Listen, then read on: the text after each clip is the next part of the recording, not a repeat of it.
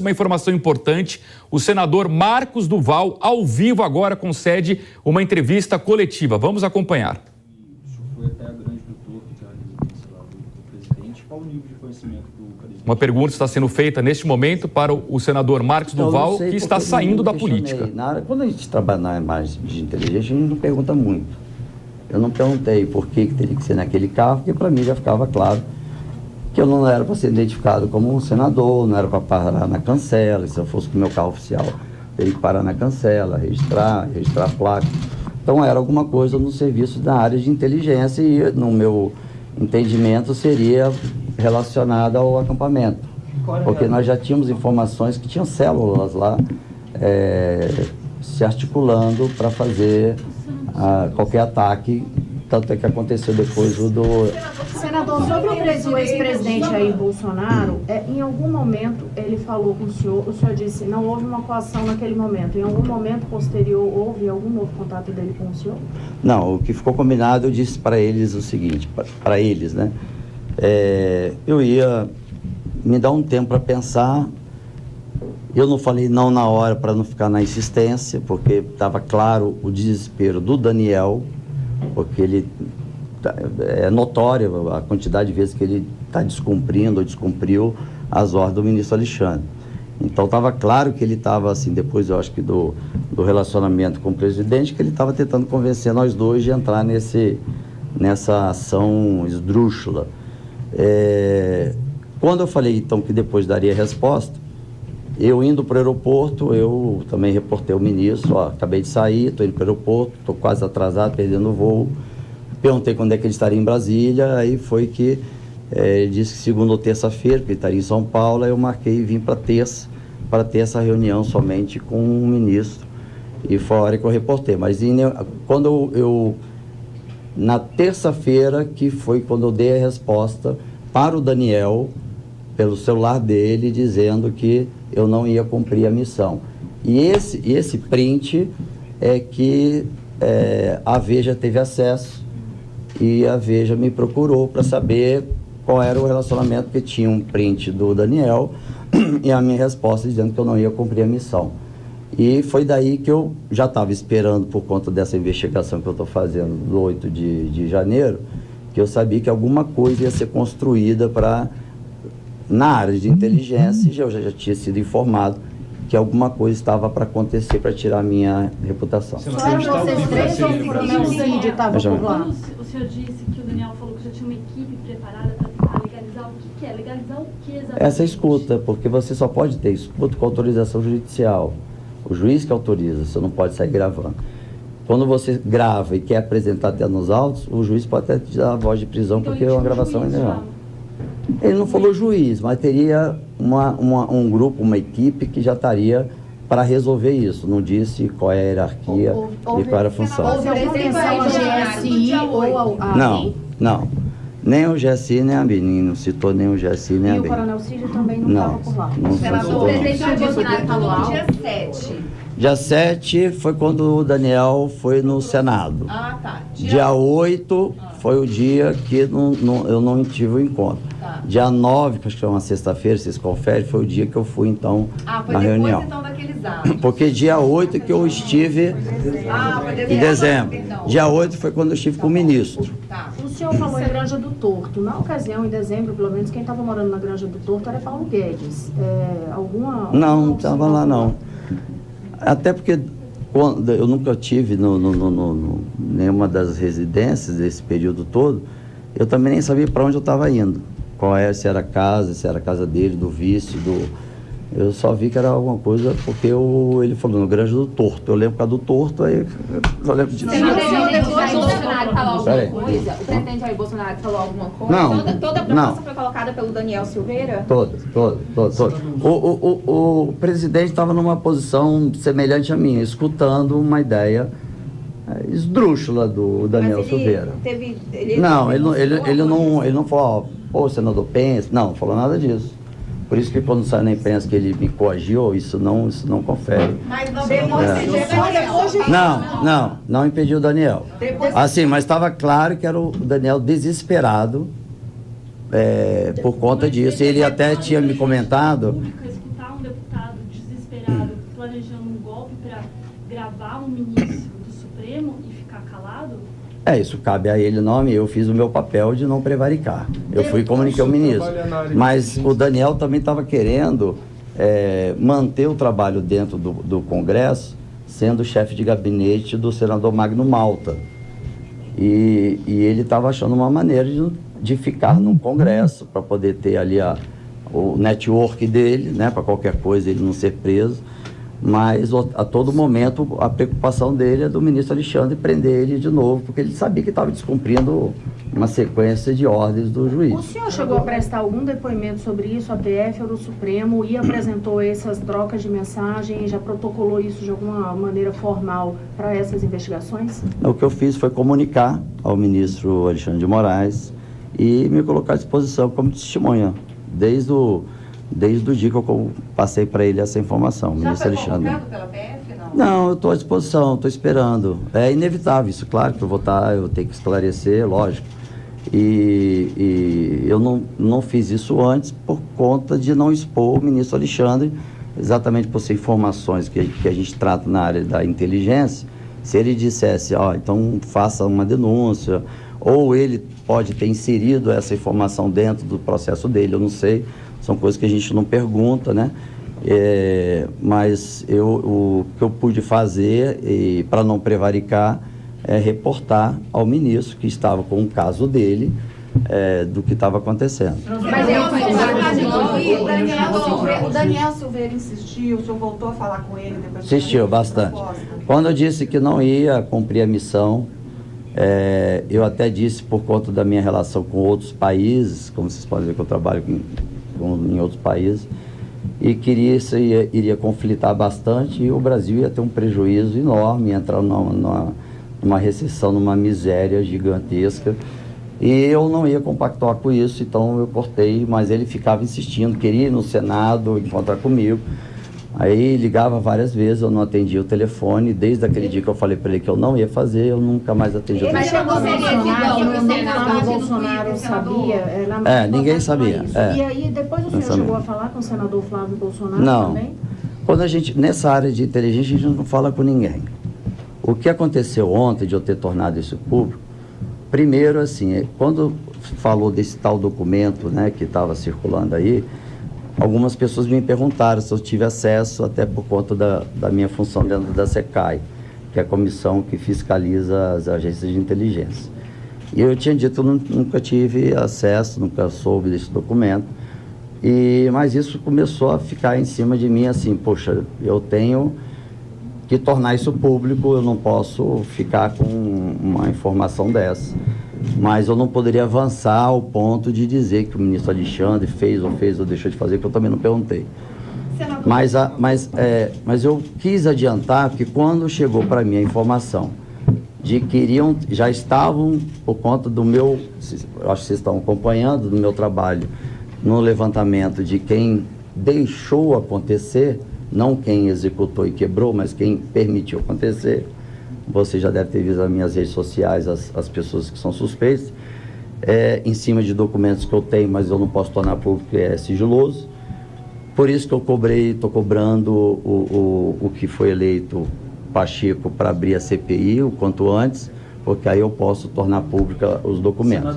Mas eu dei o start por conta disso. Na live, o senhor disse que viria à tona a tentativa do presidente Jair Bolsonaro de tentar coagir o senhor para dar um golpe de Estado. Não, isso foi da fala com o pessoal do MBL. O MBL ontem, quando acabou as eleições, o MBL postou um título traidor, alguma coisa nesse sentido, né? E tinha foto de vários senadores e tinha a minha. E eu entrei em contato com eles para perguntar que história é essa? Traidor por causa de quê? Né? Que prova que tem?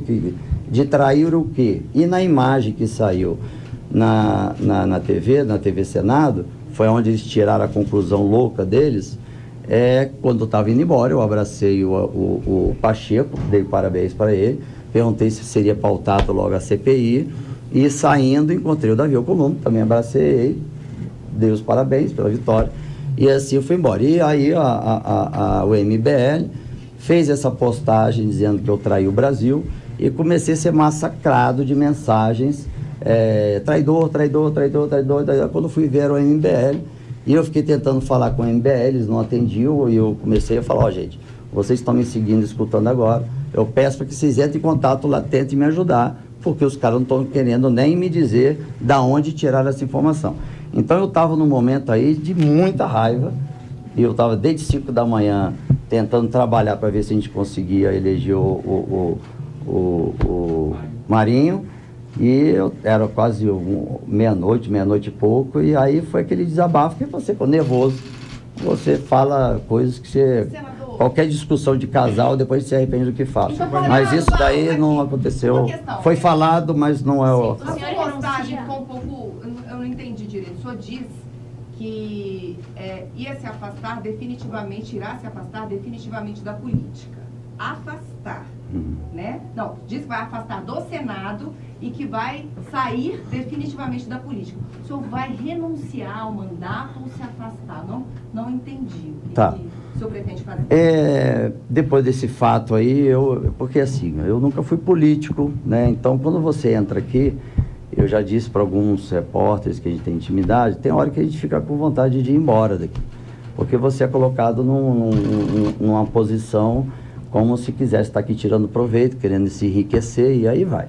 Tanto é que eu postei meu contra-cheque, postei meu extrato bancário, e a imprensa me massacrou, porque eu estava como se estivesse desdenhando do salário. Quer dizer, minha carreira anterior, eu não precisa nem comparar, tá no portal de transparência, quando você tem que entregar as documentações para assumir o cargo, então tudo é declarado, então eu tinha uma condição melhor.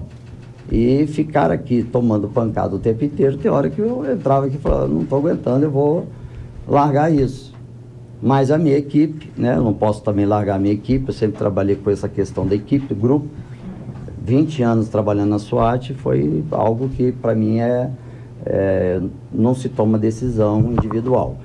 Então foi um desabafo na minha rede social, e de manhã eu fui acordado pela minha filha, que tem Vitória, às 5 e pouco da manhã, e ela sofrendo e vendo aqueles ataques nas redes, e falou, pai, só porque você abraçou o que ganhou a presidência? Eu falei, filha, só por causa disso. Então, eu vendo a minha filha recebendo a pancada lá no meu estado, ela com 16 anos de idade, e ela nunca passou por isso, eu também nunca passei por isso, né? Nunca fui criticado, meu trabalho sempre foi muito transparente, e o mundo inteiro sempre não é fiscalizável. Eu sempre trabalhei com todas as agências de inteligência, porque eu poderia estar treinando terrorista, traficante, e não era, enfim. Então a gente tinha um trabalho muito próximo com todos os serviços de inteligência. Quando eu disse isso, eu estava praticamente decidido mesmo em chegar aqui, reunir a equipe, reunir com parte da equipe, para tomar decisão se eu realmente iria sair, deixar assumir a suplente. Não, porque a suplente, ela, na época da campanha, foi sem recursos, você sabe disso, eu vendi meu carro para poder fazer a minha campanha, foi R$90 mil, e eu não tinha nenhum nome para suplência, e aí na hora tinha a secretária do vereador, e eu perguntei a ela se ela podia emprestar os documentos para ela ser minha suplente. E aí ela deu e pronto, ela foi eleita, aí ela achou que... Aí eu tive um infarto logo no primeiro ano, porque eu fiquei me dedicando muito, e aí ela mandou uma mensagem dizendo, estou pronto para assumir, nem me perguntou se eu estava bem. Aí eu falei, olha, não foi acordado nada disso, você esquece dessa possibilidade. Bom, então essa possibilidade de ter alguém assumindo no meu lugar, zero, porque eu não posso deixar todo o trabalho que eu fiz até aqui ser destruído daqui aos 4 anos. E eu também não posso largar a missão que eu assumi sozinho até agora para apresentar para a sociedade, para a imprensa, quem prevaricou. Claro que eu já tenho todos os nomes, tem bastante documento, mas só na CPI que eu vou poder tornar isso oficialmente, né, para vocês. Então a decisão ainda não foi tomada ainda se eu permaneço. Meus colegas de trabalho, que foi uma coisa até que me impressionou, me emocionou até. Eu recebi ligação de todos, do Flávio Bolsonaro, do Eduardo Bolsonaro, do Alcolumbre, do Pacheco, do Everton, do Moro, todo mundo, da Elisiane, todo mundo dizendo, Senado, não faça isso, não saia. É importante o seu trabalho, a sua forma correta de trabalhar, a sua transparência, o Ministério Público do meu estado. onde eu sempre reporto qualquer centavo quando eu mando, também ligou, não faça isso e tudo mais. Não. Naquela hora, se você naquela hora que eu postei, se fosse no horário comercial, eu tinha saído. Quando eu acordei com o telefone da minha filha, aí que eu comecei a falar, não, então, se eu sair, eu não vou mostrar o resultado do meu trabalho e por que eu estou sofrendo essa perseguição de reputação, né? Então eu vim, pedi para a minha equipe me esperar, que eu queria reunir antes de falar com vocês da imprensa, e a minha equipe pediu para que eu ficasse, então tentando me convencer. E meus colegas, eu desci para marcar presença e todos me abordando, falaram, pelo amor de Deus, não saia, não saia, não saia. E isso mexe com a gente, né? Assim, quando a gente tem uma decisão que a gente acha que está sozinho, querendo mudar o mundo, a gente fica meio... com aquele sentimento do tipo, deixa eu voltar para minha carreira anterior, que lá eu estava bem, estava feliz, viajando o mundo inteiro, não tinha problema nenhum. Então, quando me coloco num quadrado, tipo, só porque é político, quer tirar vantagem, quer roubar, quer não sei o que, se corromper, assim como vocês são sempre colocados como se fosse de esquerda, extrema esquerda, e eu sei que não são, né, na maioria, cada um tem sua personalidade, sua forma de trabalho, e como se isso fosse também um crime ser de esquerda, né?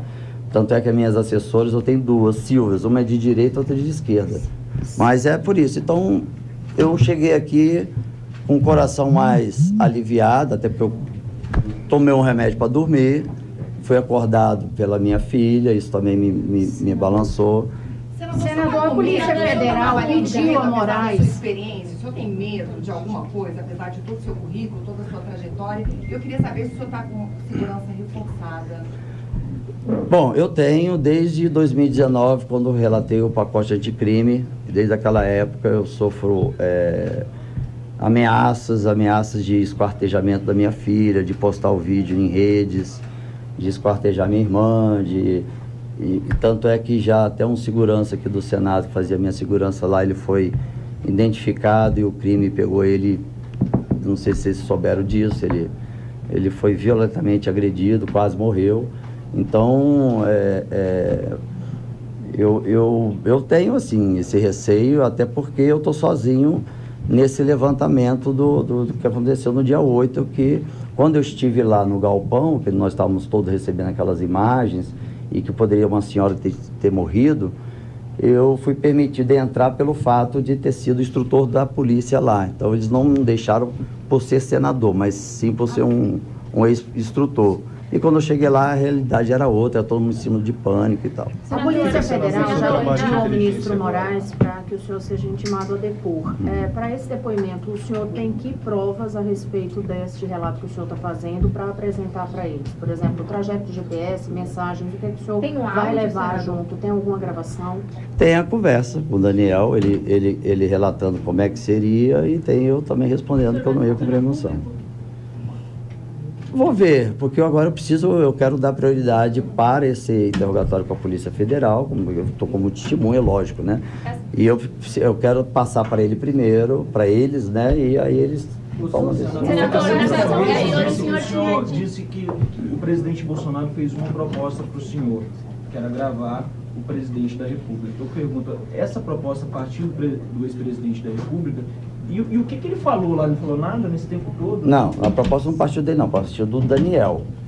O Daniel é que estava conduzindo a reunião e repetindo, o meu entendimento ficou claro do tipo, presidente, se eu conseguir um senador para gravar, você topa? Como se fosse isso. Não foi dito isso, mas deu para entender que seria isso. Se eu falasse, não, eu topo, possivelmente o presidente poderia dizer, então vamos pensar nisso. Mas ele estava ali tentando convencer eu e ele dessa possibilidade. O medo era... Só para tirar essa dúvida. Estamos acompanhando a coletiva do senador Marcos do Val, do Podemos, do Espírito Santo, que repensou a decisão dele de sair da política e com uma denúncia muito grave. Segundo ele, o ex-deputado Daniel Silveira teria pedido para ele gravar clandestinamente o ministro do Supremo Tribunal Federal, Alexandre de Moraes. Não está claro ainda nessa denúncia se houve ou não participação do ex-presidente Jair Bolsonaro. O senador disse que tem provas que vai apresentar tanto para a Polícia Federal quanto para uma eventual CPI que pode vir a ser instalada no Senado Federal. A gente vai continuar acompanhando esse assunto aqui ao longo da programação da Jovem Pan News. Vamos retomar os assuntos do mercado